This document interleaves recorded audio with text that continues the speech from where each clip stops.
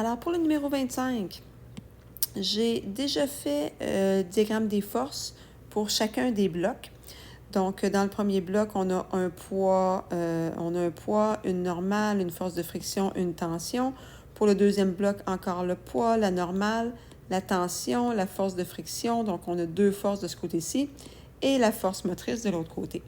On pourrait donc aller identifier que notre système va être en mouvement vers la droite.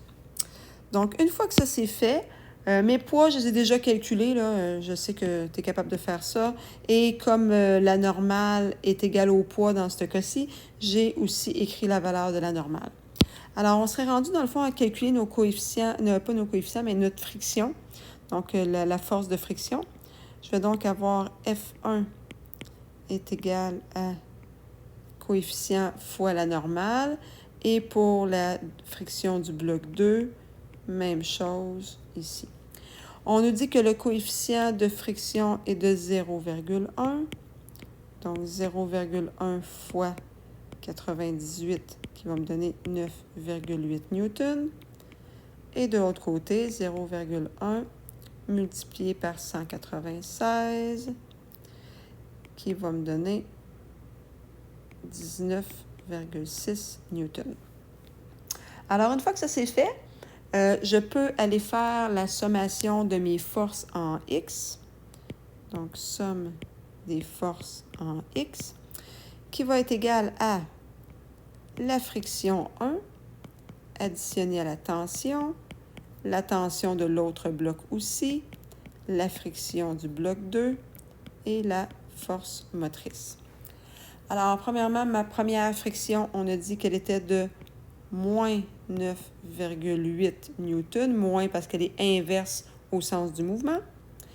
Les deux tensions vont s'annuler parce qu'elles sont l'une à l'encontre de l'autre, donc ils ont la même grandeur mais de sens inverse. Je vais soustraire aussi la friction du deuxième bloc parce qu'elle aussi, elle est dans le sens inverse du mouvement, multipliée par ma force motrice qui est de 50 newtons. Et tout ça, ben, ça va me donner ma sommation des forces, qui dans le fond est égale à MA, parce qu'on est dans la deuxième loi de Newton, donc F égale MA. Maintenant, pour trouver la masse, on doit tenir compte de la masse de mes deux blocs. Donc, j'ai un bloc de 10 kg et un bloc de 20 kg. Donc, je vais donc dire que la masse est égale à 10 kg plus 20 kg. Tout ça multiplié par A. Et quand j'additionne toutes mes forces, ça me donne un total de plus 20,6 newtons.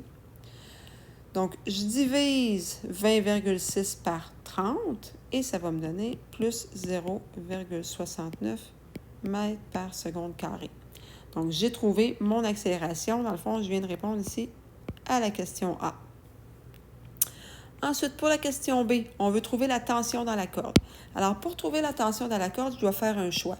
Je dois choisir un des deux blocs. Moi, je choisis celui qui a le moins de force qui s'applique dessus, mais ça n'a pas d'importance. Peu importe celui que tu choisis, on devrait arriver au même résultat. Alors, si je l'isole, ce bloc-là, je vais simplement avoir ses forces à lui, c'est-à-dire la force de frottement, la tension, la normale et le poids. Donc, les forces qui vont m'intéresser sont les forces en X. Donc, je vais faire la sommation des forces en X. Ça va me donner force de frottement plus la tension. Comme F égale MA, je peux le remplacer par MA. Et ma force de friction était de 9,8 newtons plus T. Le M, c'est la masse. Donc, la masse, elle est de 10 kg. L'accélération, elle est de 0,69 mètres par seconde carrée. C'est ce qu'on venait de trouver tantôt.